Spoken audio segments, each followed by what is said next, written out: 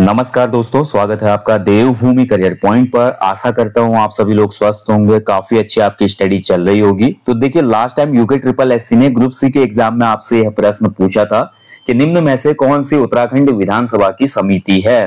ठीक है, यानी कि committee of Uttarakhand legislative assembly. तो देखिए, उत्तराखंड विधानसभा में बहुत सी समितियां होती हैं, बहुत सी कमेटीज होती है। तो आज के टॉपिक में आप इन्हीं कमेटियों को जानेंगे, क्यों इनकी आवश्यकता पड़ती है और इनका कार्य क्या है और कौन कौन सी ये कमेटीज हैं। ठीक है, क्योंकि आने वाले एग्जाम्स में और आपसे पूछा जा सकता है। तो इसमें जो सही उत्तर था आपका, युवा मामलों पर कमेटी सही था, स्थानीय बोली भाषाओं पर समिति ये भी सही था, पलायन पर समिति ये भी सही था इसमें। ठीक है, चौथा इसमें नहीं था, भू कानून वाला। तो 1, 2 और 3 इसका राइट आंसर था। ठीक है, तो इस प्रकार के प्रश्न देखिए यूके ट्रिपल एससी तो बना रहा है, उत्तराखंड पॉलिटी के अंतर्गत ये प्रश्न पूछे जाएंगे आपसे, और आने वाले समय में यूके पीएससी परीक्षाओं में भी ये प्रश्न बन सकते हैं। मेंस एग्जाम में भी आपका ये प्रश्न बन सकता है कि उत्तराखंड विधानसभा में जो समितियां बनाई जाती है उनकी क्या उपयोगिता है, क्यों बनाई जाती है, ये सब आपको बातें पता होनी चाहिए। ठीक है, चलिए उसके अलावा देखिए, लास्ट टॉपिक मैंने आपको दिया था कि उत्तराखंड में कौन सा विकल्प कार्मिकों का सही पदानुक्रम दर्शाता है, यानी कि सचिवालय का पदानुक्रम था। तो मैंने ये वीडियो आपको दी थी, लास्ट वीडियो। ठीक है, और ये वीडियोस आपके उत्तराखंड जो पेड कोर्स एप्लीकेशन का वहां पे भी ऐड की जा रही है, और अन्य वीडियोस भी आपकी उसमें ऐड होती हैं। तो कुछ वीडियोस मैं आपको यूट्यूब पर भी दे देता हूं, बट मैं फिर बोलता हूं कि डिटेल में अगर आपको उत्तराखंड पढ़ना है तो एप्लीकेशन से ओनली उत्तराखंड जीके वाला कोर्स आप ले सकते हैं। तो चलिए, इस वीडियो को आप जरूर देख लीजिएगा, यूट्यूब पर भी है, पेड कोर्स में भी है, और आज का वीडियो भी आपको मैं दोनों जगह पे दूंगा। ठीक है, महत्वपूर्ण है ये। तो देखेंगे आज उत्तराखंड विधानसभा की प्रमुख समितियां। चलिए शुरुआत करते हैं दोस्तों। तो देखिए, उत्तराखंड विधानसभा की जो सदन समितियां हैं, सबसे पहले तो देखिए सदन समितियां होती क्या हैं और क्यों ये होती हैं। ठीक है, अब देखिए, उत्तराखंड राज्य हमारे दोस्तों एक छोटा सा राज्य है। उत्तराखंड की मैं बात करता हूं, छोटा सा प्रदेश है। राज्य में विधानसभा की कुल 70 सीटें हैं, और जो बहुमत में आती है पार्टी वही अपनी सरकार बनाती है। विपक्ष भी छोटा ही होता है, कुछ अन्य दल के भी मेंबर होते हैं। ठीक है, अब उत्तराखंड में जो भी नया विधेयक लाना होता है और उसके लिए जो कानून की समीक्षा है या उसके लिए जो अन्य चीजों की जांच करना है, ताकि अच्छे से एक विधेयक पास हो पाए, साथ ही एक अच्छा कानून बन पाए, जिससे कार्यपालिका और ज्यादा जवाबदेह हो पाए। बहुत अच्छे से, क्योंकि आप पढ़ते हैं पॉलिटी में, देखिए हमारा जो सरकारी तंत्र है वो 3 व्यवस्थाओं पे काम करता है। एक तरफ होती है हमारी विधायिका, ठीक है, विधायिका, और दूसरी तरफ है हमारी कार्यपालिका, ठीक है, कार्यपालिका, और तीसरी होती है न्यायपालिका। तो इन्हीं के बेसिस पे पूरी सरकार चलती है, केंद्र में भी और राज्य में भी। अब राज्य में जो हमारी विधायिका है, यानी कि लेजिस्लेटिव जो असेंबली, विधानसभा जिसको कहा जाता है, इसका काम है नए नए कानून बनाना और नीतियां बनाना, और उसको एग्जीक्यूट करने का काम है कार्यपालिका, यानी कि ब्यूरोक्रेसी जो आ जाती है, जिसमें आपके सचिव से लेकर नीचे के जितने पद हैं, प्रमुख सचिव से लेकर, वो सब आ जाते हैं। ठीक है, मुख्य सचिव से नीचे। तीसरा हमारा जो निकाय होता है न्यायपालिका होता है, जिसमें आपका जिला जो हमारे अधीनस्थ न्यायालय होते हैं और साथ ही जो हमारा हाईकोर्ट है वो आ जाता है। ठीक है, न्यायपालिका जो होती है इन दोनों से पृथक होती है, और ये एक दूसरे के हिसाब से एक दूसरे के साथ काम करते हैं, विधायिका और कार्यपालिका। इतना तो बेसिक इंफॉर्मेशन आपको पता ही होगी। ठीक है, अब उत्तराखंड विधानसभा, जैसे मैंने आपको बोला कि उत्तराखंड विधानसभा जो है साल भर में अगर आप देखेंगे तो वर्ष में उत्तराखंड विधानसभा की जो बैठक है बहुत कम होती है। ठीक है, बैठकें कम होती हैं।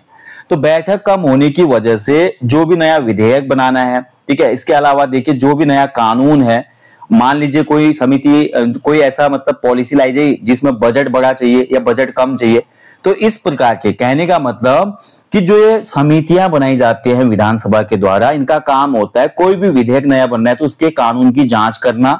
ठीक है, उसके अलावा जो भी नई पॉलिसी बन रही है उसके लिए बजटीय आवंटन की जांच करना कि बजट, नई पॉलिसी के लिए इतना बजट ठीक है या नहीं है, और इसके अलावा जो भी नागरिक और जो भी हमारे नागरिकों से जुड़े अधिकार है उनकी समीक्षा करना। ठीक है, और इसके अलावा देखिए कोई भी हमारा विधेयक पास हो रहा है तो उस पर आम सहमति बनाने से पूर्व ये समितियां चेक करते हैं कि सब चीजें ठीक है या नहीं है।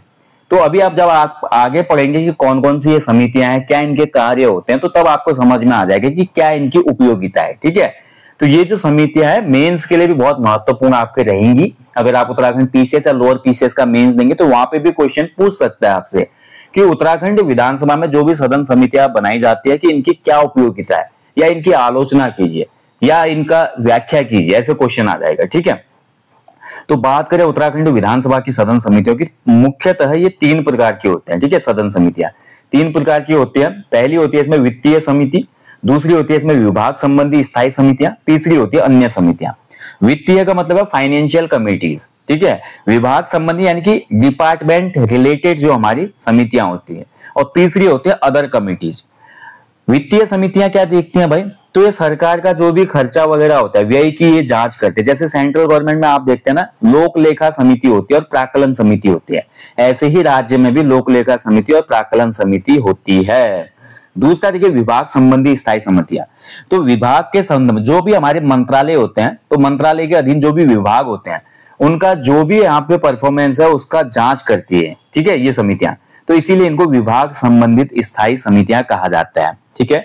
और इसके बाद आ जाती है आपके अदर कमिटीज। अदर कमिटीज क्या होती हैं, तो देखिए हमारी जो विधानसभा के डेली के वर्क होते हैं, तो डेली के वर्क को अच्छे से निपटाने के लिए अन्य समितियां बनाई जाती है। इसमें जैसे आपका बिजनेस एडवाइजरी रिलेटेड आपकी कमेटी हो जाएगी, ठीक है। उसके अलावा कोई नियम से संबंधित इसमें कमेटी हो सकती है, कोई नया नियम बन रहा है, कोई भी नई चीज आ रही है तो उससे संबंधित इसमें समितियां शामिल होती हैं, ठीक है। चलिए तो देखेंगे अब एक एक करके कि उत्तराखंड विधानसभा की जो सदन समितियां हैं वो कौन कौन सी हैं।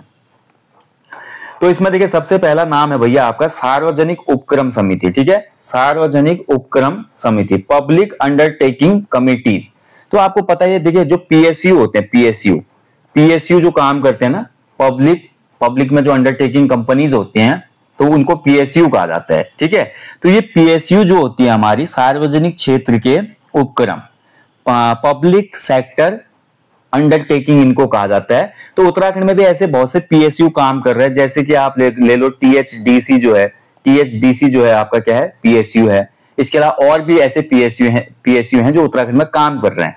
तो ये जो समिति होती है उत्तराखंड विधानसभा की प्रक्रिया और कार्य संचालन के नियमों के तहत जो भी हमारे सार्वजनिक उपक्रम है, तो इन सार्वजनिक उपक्रमों की जो भी वित्तीय चीजें हैं उनकी रिपोर्ट और खातों की जांच करती है। यानी कि जो भी पीएसयू उत्तराखंड में काम कर रहे होंगे उनकी वित्तीय रिपोर्ट और जो खाते होंगे उनकी जांच करने के लिए इस समिति को बनाया जाता है, ठीक है। कि यानी कि ये ठीक से काम कर रही हैं या नहीं कर रही हैं, ठीक है, समझ पाए। बाकी कुछ और जैसे टीएचडीसी के अलावा मैं बात करूं तो टीएचडीसी के अलावा जैसे ओएनजीसी है उत्तराखंड में, ये काम कर रही है, ठीक है, ये पीएसयू कंपनी है एक।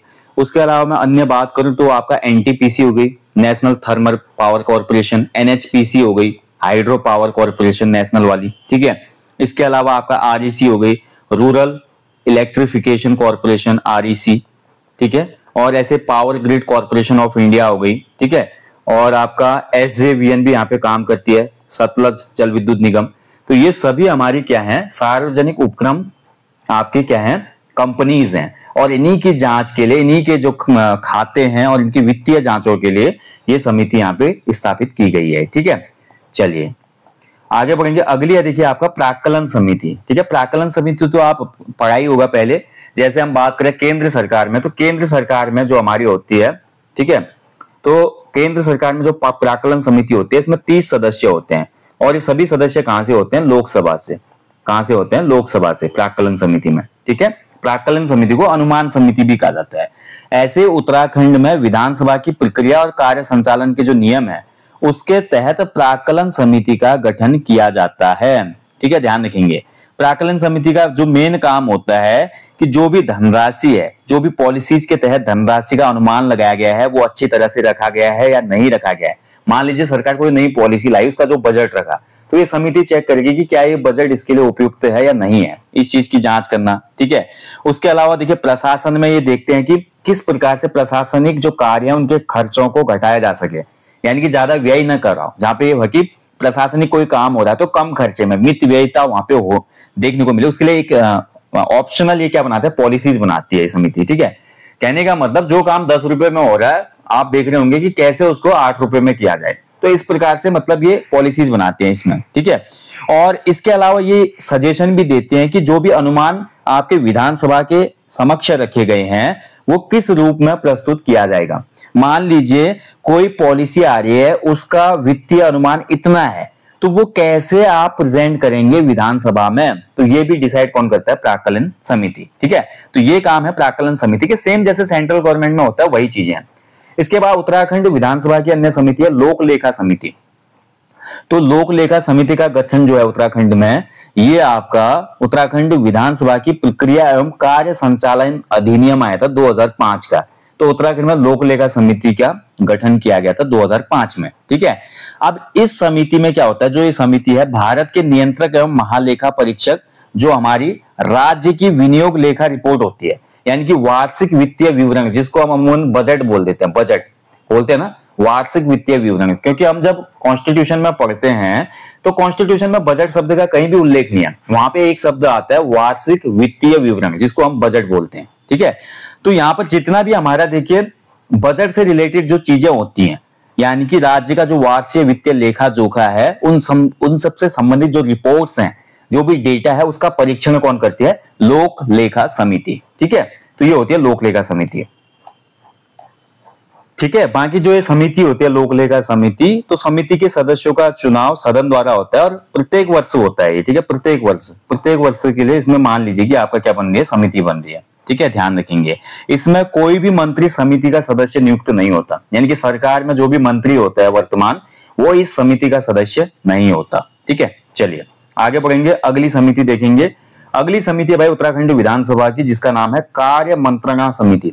तो कार्य मंत्रणा समिति क्या होती है? ठीक है, तो जैसा कि नाम से पता चला है, कार्य मंत्रणा समिति यानी कि विधानसभा के अंतर्गत भैया हमारी जो ये समिति है, ये सरकार का जो भी आगामी कार्य है, ठीक है, आने वाला अपकमिंग जो भी हमारा कार्य होने वाला है, उस कार्य और जो भी एजेंडा होगा, उस कार्य और एजेंडे पर क्या करती है, ये चर्चा करती है। ठीक है, ध्यान रखेंगे, ये आपकी कार्य मंत्रणा समिति है। ठीक है, ध्यान रखेंगे। तो कहने का मतलब देखिए, कार्य मंत्रणा समिति जो भी गवर्नमेंट के द्वारा आगामी कार्य होने हैं राज्य में और जो भी नया एजेंडा है उस पर चर्चा करती है। और ध्यान रखेंगे दोस्तों, आपका जो विधानसभा में विपक्ष के नेता होते हैं, विपक्ष के नेता, ठीक है, ध्यान रखेंगे, यानी कि विपक्ष के जो प्रमुख नेता होते हैं वो भी इसके सदस्य होते हैं। इस समिति में विपक्ष के नेता को भी बतौर सदस्य जगह मिलती है, ध्यान रखेंगे। ठीक है, ये भी इंपोर्टेंट है, क्वेश्चन बन सकता है एग्जाम में कि इनमें से किस समिति में सदस्य के तौर पे विपक्ष का भी नेता होता है। विपक्ष का मतलब अभी जैसे राज्य में बीजेपी सरकार है, ठीक है, विपक्ष में कांग्रेस है, तो कांग्रेस वाले भी अपना विपक्ष का एक नेता चुनते हैं ना, तो वो आपका विपक्ष नेता कहलाता है। ठीक है, ध्यान रखेंगे। तो ये समिति का कार्य होता है कि सरकारी विधायी और अन्य जो भी कार्य हैं उन पर चर्चा करना। ठीक है, ध्यान रखेंगे। और समिति जो होती है अपनी पहल पे क्या करते हैं, सरकार को सदन में चर्चा के लिए विशेष कोई विषय लाना है तो उसके लिए भी सुझाव वगैरह देती है। तो ये आपका कार्य रहता है कार्य मंत्रणा समिति का। ठीक है, चलिए आगे बढ़ेंगे। नेक्स्ट देखिए SC ST OBC संबंधी समिति। ठीक है, अब ये तो नाम से जैसा आपको पता चल रहा है SC ST एंड OBC, यानी कि schedule caste, schedule tribes and other backward classes. ठीक है, यानी कि आपका SC ST और OBC के कल्याण से संबंधित, यानी कि इनके लिए जो भी कल्याणकारी योजनाएं आती हैं राज्य में, ST SC और OBC के लिए कल्याण से संबंधित जो भी कानून है या जो भी अन्य मामले हैं उनके निपटान के लिए बोल सकते हैं, ये आपका समिति होती है। ठीक है, इनसे संबंधित जो भी विधान बनाना है, नया कानून बनाना है या कोई भी पॉलिसी आनी है, कोई भी चीज आनी है, तो इन सभी के लिए कार्यरत जो समिति है वो है आपके SC ST OBC कमेटी। ठीक है, समझ गए होंगे। चलिए आगे बढ़ेंगे। अगली देखिए सरकारी आश्वासन समिति।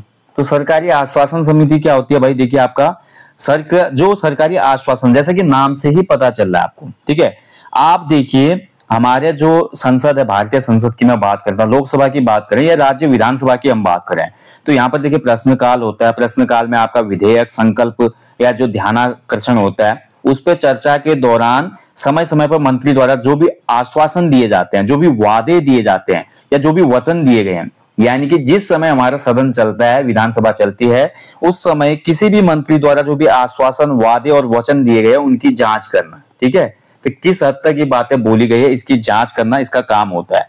इसके अलावा सदन को रिपोर्ट करना कि किस सीमा तक ऐसे आश्वासन और जो वादे किए गए हैं उनका क्रियान्वयन किया जाएगा। यानी कि मंत्री ने बोला ठीक है, आज आपका मान लीजिए कि आपका ध्यानाकर्षण या सदन चल रहा था, वहां पर किसी मंत्री ने बोला कि मैं वादा करता हूं या मैं आश्वासन देता हूं कि अगले 2 माह के अंतर्गत इस क्षेत्र में रोड बन जाएगी। तो 2 माह के अंदर वो रोड बनी या नहीं बनी, तो कहने का मतलब जो उसने आश्वासन दिया था उस आश्वासन, वादे, वचन का पूर्ण या संतोषजनक ढंग से क्रियान्वयन हुआ है या नहीं हुआ है, इसकी भी जांच ये समिति करती है। यानी कि मंत्री ने बोला तो था 2 महीने में रोड बना दूंगा, अब वो काम शुरू हुआ या नहीं हुआ, बनी या नहीं बनी, अगर देरी हो गई तो क्यों हुई, मान लीजिए 2 महीने में भी रोड नहीं बन पाई, शुरुआत नहीं हो पाई, या कोई प्रोजेक्ट मान लो 1 साल में नहीं हो पाया, तो क्यों नहीं हो पाया, तो इससे संबंधित जो भी सवाल होते हैं, ठीक है, और इससे संबंधित जो भी प्रक्रिया होती है वो कौन देखती है, सरकारी आश्वासन समिति, ठीक है, ध्यान रखेंगे। अगली जो समिति है वो है प्रत्यायोजित विधान समिति। तो प्रत्यायोजित विधान समिति, जैसा कि नाम से पता चल रहा है, इस समिति का काम होता है कि भैया आपका जांच करना और सदन को रिपोर्ट देना, ठीक है, प्रत्यायोजित नाम से पता चल रहा है, कोई भी मान लीजिए काम इसको दिया गया समिति को, तो समिति क्या करेगी, उसकी जांच करेगी, और जांच करने के बाद समिति सदन जो है यानी कि राज्य विधानसभा जो है उसको अपनी रिपोर्ट प्रस्तुत करेगी। यही काम होता है हमारा प्रत्यायोजित विधानसभा समिति का, ठीक है, ध्यान रखेंगे। यानी कि भारतीय संविधान के द्वारा जो भी हमारे नियम हैं, उपनियम हैं, कानून हैं, ठीक है, तो उनके अंतर्गत जो काम किए जा रहे हैं उचित रूप से हो रहा है या नहीं हो रहा है, ये सभी चीजों की, इन पहलुओं की जांच करती है प्रत्यायोजित विधानसभा समिति। क्लियर हो गया, चलिए आगे बढ़ेंगे। अगला देखिए विधानसभा पुस्तकालय समिति। तो देखिए विधानसभा में भाई आपका पुस्तकालय भी होता है, लाइब्रेरी भी होती है, ठीक है, तो आपका ध्यान रखना है, अगर उत्तराखंड में क्वेश्चन बनेगा कि उत्तराखंड विधानसभा पुस्तकालय कब बना था, तो उत्तराखंड विधानसभा पुस्तकालय आपका स्थापित हुआ था 2001 में, ठीक है, उत्तराखंड विधानसभा पुस्तकालय की स्थापना कब हुई थी, 2001 में हुई थी, ठीक है, ध्यान रखेंगे। तो उस समय जब हम उत्तर प्रदेश से अलग हुए तो इस लाइब्रेरी में जो भी हमारी पुस्तकें प्राप्त हुई हमारे राज्य को, हमने रखी हुई है, नियम कानून से संबंधित पुस्तकें और अन्य सभी पुस्तकें इसमें होती हैं।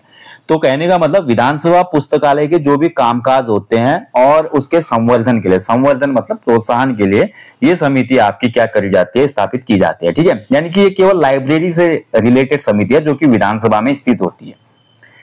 अगली समिति है संस्कृत भाषा प्रोत्साहन समिति। देखिए आप सभी को पता है दोस्तों, संस्कृत जो है उत्तराखंड राज्य की द्वितीय राजकीय भाषा है, द्वितीय राजभाषा है ना, द्वितीय राजभाषा है संस्कृत।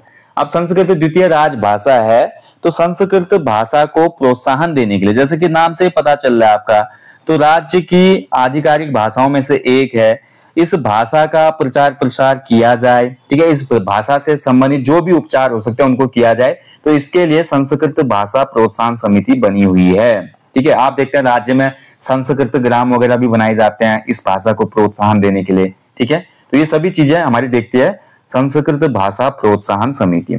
अगला देखिए विशेष अधिकार समिति, ठीक है, इसको बोलेंगे विशेष अधिकार या विशेषाधिकार, विशेषाधिकार समिति।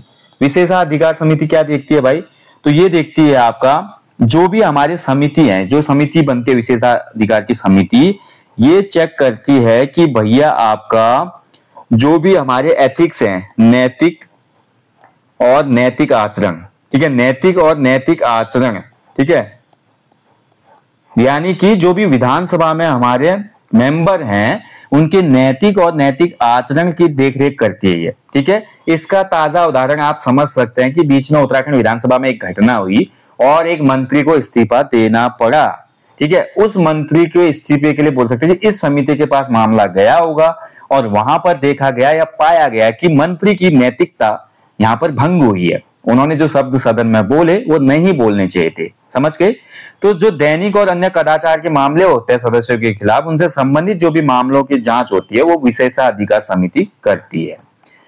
अगला है देखिए सूचना प्रौद्योगिकी संबंधी समिति। तो आजकल देखिए भाई आईटी का टाइम है, इंफॉर्मेशन टेक्नोलॉजी, तो आईटी से रिलेटेड जो भी हमारी सुविधाएं होती हैं और जो भी उनका क्रियान्वयन होता है, ठीक है, यानी कि जो भी हमारे आईटी से सर्विसेज होती हैं, सर्विसेज के साथ साथ जो भी एक्टिविटीज होती हैं इससे रिलेटेड, उसका काम कौन करती है, सूचना प्रौद्योगिकी संबंधी समिति, ठीक है, ध्यान रखेंगे। चलिए आगे बढ़ेंगे। अगला है देखिए पलायन संबंधी समिति, ठीक है, ध्यान रखेंगे। हालांकि देखिए राज्य में एक पलायन आयोग भी बनाया गया, लेकिन आपको पता है उत्तराखंड राज्य में जो पलायन है एक बहुत बड़ी समस्या, माइग्रेशन, आपको पता है ना, बहुत बड़ी समस्या है पलायन, और बहुत से जिलों से पलायन होता है, लोग पहाड़ों को छोड़ के आ रहे हैं, अपने भूमि को छोड़ के आ रहे हैं, ठीक है, गांव के गांव बंजर हो चुके हैं। तो राज्य में पलायन जैसी बड़ी समस्या से निपटने के लिए, इसके लिए किस प्रकार की नई पॉलिसीज बन सकती हैं भाई, पलायन को कैसे रोका जाए, इसके लिए कोई नई नीतियां बनानी है या इसके लिए कोई विधायी उपाय बनाना है, ठीक है, कोई उपाय हमने बनाना है, तो इन सभी चीजों के लिए हमारी स्थापित हुई है पलायन संबंधी समिति, ठीक है, ये काम करती है इस पे। ठीक है, चलिए अगली जो समिति है पर्यावरण संरक्षण समिति।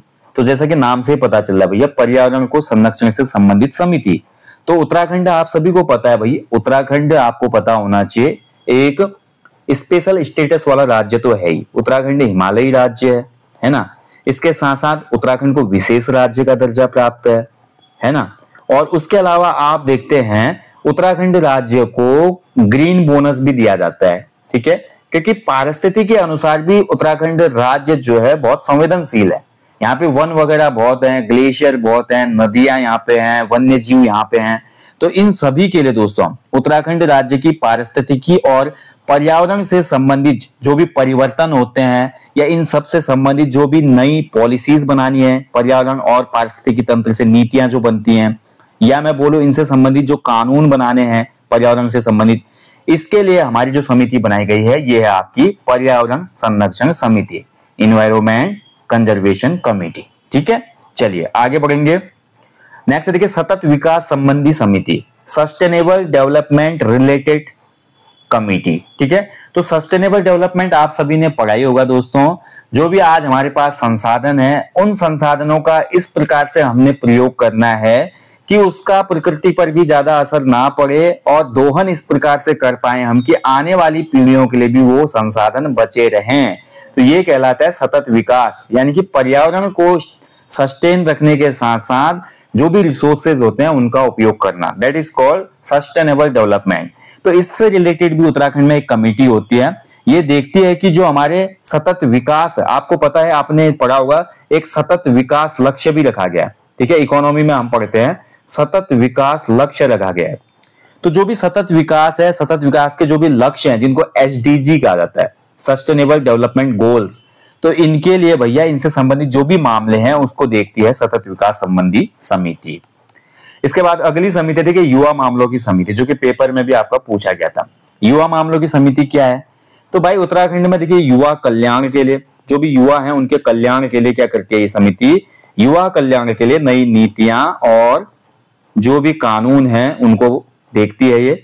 इसके अलावा युवाओं के लिए रोजगार के अवसर, ठीक है, रोजगार हो गया, और साथ ही शिक्षा हो गया, शिक्षा के लिए कैसे बेहतर प्रयास किए जाएं, और साथ ही भैया आपकी लैंगिक समानता, लैंगिक समानता के लिए ये काम करती है। लैंगिक समानता का मतलब है जेंडर इक्वेलिटी, यानी कि किसी भी तरीके से एक पुरुष और महिला का भेदभाव ना हो, दोनों को समान नजरिए से देखा जाए, इसको लैंगिक समानता कहा जाता है। तो युवा मामलों की समिति राज्य में युवा कल्याण के लिए नीतियों, कानूनों, रोजगार, शिक्षा और लैंगिक समानता जैसे मुद्दों का परीक्षण करती है और इन मामलों को देखती है। ठीक है, चलिए आगे बढ़ेंगे। अगली समिति है स्थानीय बोली भाषा समिति। स्थानीय बोली भाषा समिति देखिए क्या होती है आपका, कि जो भी हमारे राज्य में, देखिए आपको पता ही है राज्य में हमारा एक तो राज्य क्या है, राज्य में हमारी बहुत सी जनजातियां निवास करती है ना। तो हमारी राज्य में प्रमुख जनजातियां जैसे कि भोटिया है, जौनसारी है, इसके अलावा राजी जनजाति है, बुक्सा है, थारू लोग हैं, उनकी अपनी बोलियां हैं। उसके अलावा देखिए कुमाऊं रीजन में कुमाऊनी बोली या भाषा बोली जाती है, गढ़वाल के रीजन में गढ़वाली बोली जाती है, ऊपर जौनसार में जौनसार बोली जाती है। तो अगस्त 2020 में ध्यान रखेंगे, महत्वपूर्ण है, देखिए कभी कभी सीधे क्वेश्चन बना देगा, फैक्ट है कि कब बनी थी ये समिति। अगस्त 2020 में जब विधानसभा के स्पीकर थे तत्कालीन, उन्होंने ये बोला कि जो भी हमारी कुमाऊनी, गढ़वाली, जौनसारी बोलियां हैं इनकी समितियां होंगी, ताकि इन बोलियों का हम क्या कर सके, संरक्षण कर सके। ठीक है, इनको संरक्षित किया जाए। आज आप देखते हैं नई पीढ़ी को पता ही नहीं है, न पहाड़ी आती, न कुमाऊनी आ रही, न गढ़वाली आ रही, न जौनसारी आ रही, न उसको रवाल्टी आ रही, न उसको भैया आपका रंग बोली आती है, न जो भी समुदाय के लोग हैं मैं उनकी बात कर रहा हूँ। ठीक है, तो पहाड़ के आदमी को पहाड़ी बोली नहीं आ रही आजकल, कुमाऊं के आदमी को कुमाऊनी नहीं आ रही, गढ़वाल के आदमी को गढ़वाली नहीं आ रही। तो ऐसे तो ये बोलियां एक दिन एक जनरेशन ऐसी आएगी जहां पे समाप्त हो जाएंगी। अब जब इसमें कोई आदमी बोलेगा पुराना, तो नई जनरेशन उसको ऐसे देखेगी जैसे कोई एलियन आ गया हो, है ना। तो अपनी स्थानीय बोली जो है, भाषा जो है, उसका भी संरक्षण किया जाए। खासकर कुमाऊनी, गढ़वाली और जौनसार बोलियां, इनके लिए भी अलग समितियां बनाई जाएंगी, ऐसा बोला गया, ताकि इन बोलियों की रक्षा हो सके, संरक्षण हो सके और इनका संवर्धन हो सके। ठीक है, आगे तो ये इसके लिए हमारी स्थानीय बोली भाषा समिति बनाई गई थी। ठीक है, तो ऐसे दोस्तों आप सभी को पता ही होगा कि आपका 1 सितंबर जो होता है, 1 सितंबर और 2 सितंबर आपने नोट किया होगा, 1 सितंबर और 2 सितंबर। ठीक है, 1 सितंबर को आपका मनाया जाता है कुमाऊनी भाषा दिवस, कुमाऊनी भाषा दिवस, और 2 सितंबर को आपका मनाया जाता है गढ़वाली भाषा दिवस, है ना। तो इसीलिए देखिए इन भाषाओं को आपका प्रमोट करने के लिए ये चीजें, ठीक है। चलिए इसके बाद देखिए आपका अगला है, देखिए तदर्थ समितियां। तदर्थ समितियां आपकी जो होती हैं भैया, आपका जितनी समितियां हमने पढ़ ली, इन समितियों के पश्चात जो ये समितियां हमने पढ़ी, ये सभी स्थायी समितियां एक हिसाब से, यानी कि परमानेंट आपकी कमिटीज हैं। इनके अलावा भी दोस्तों कभी कभी ऐसी परिस्थितियां उत्पन्न हो जाती है राज्य में, जहां पर कुछ महत्वपूर्ण जो मुद्दे होते हैं, महत्वपूर्ण मामले या मुद्दे जो होते हैं, इनके अध्ययन के लिए दोस्तों कुछ अस्थायी समितियां भी बनाई जाती हैं, ठीक है। तो कुछ या तदर्थ समितियां भी बनाई जाती हैं। तो ये समितियां जो भी मुद्दा उठा है या जो भी परेशानी आई है या जो भी मामला है बड़ा, उससे संबंधित जांच करती है और उसकी रिपोर्ट देती है, ठीक है। तो जैसे मैं बात करूं भैया आपका, जैसे एक आपके आई थी राज्य आंदोलनकारियों के आरक्षण की समिति। राज्य आंदोलनकारियों को आरक्षण मिलना चाहिए या नहीं मिलना चाहिए, इसके लिए समिति आई थी। जैसे समिति ने अपना काम किया तो काम खत्म, यानी कि समिति भी समाप्त हो गई। ऐसे ही आपका उत्तराखंड जमींदारी विनाश और भूमि व्यवस्था वाली एक समिति बनाई गई थी, ठीक है। इसकी विधानसभा में एक समिति बनाई गई थी, जैसे उसने काम खत्म किया समिति समाप्त हो गई। ऐसे ही आपका 2015 में बनी थी विधानसभा जांच समिति, विधानसभा की जांच करने के लिए, ठीक है। विधानसभा जांच समिति एक बनाई गई थी 2015। जैसे जांच खत्म की समिति ने, उसके बाद ये अपने आप ही क्या हो गई, एबॉलिश हो गई, खत्म हो गई, ठीक है। और बहुत से जैसे उत्तराखंड आपदा राहत कार्य जांच समिति, आपको पता है 2013 में उत्तराखंड में आपदा आई थी, केदारनाथ आपदा। उसके बाद एक समिति बनाई गई जिसका नाम था उत्तराखंड आपदा राहत कार्य संबंधी जांच समिति 2015 में। तो इसने भी जब अपनी रिपोर्ट प्रस्तुत की, उसके बाद ये समिति स्वतः ही समाप्त हो गई। तो कुछ ऐसी समितियां होती हैं जो हमारे जो भी महत्वपूर्ण मुद्दे होते हैं या जो भी महत्वपूर्ण मामले होते हैं, उनके लिए ये समितियां स्थापित की जाती है, और जैसे ही वो मामले निपट जाते हैं, जांच खत्म हो जाती है, तो ये समितियां भी आपकी समाप्त हो जाती हैं, ठीक है। तो ये हो गए भैया आज उत्तराखंड विधानसभा की प्रमुख समितियां। आशा करता हूं आप अच्छे से इस टॉपिक को समझ पाए होंगे, ठीक है। चलिए अगले टॉपिक में देखेंगे विधानसभा सचिवालय की संरचना। Thank you.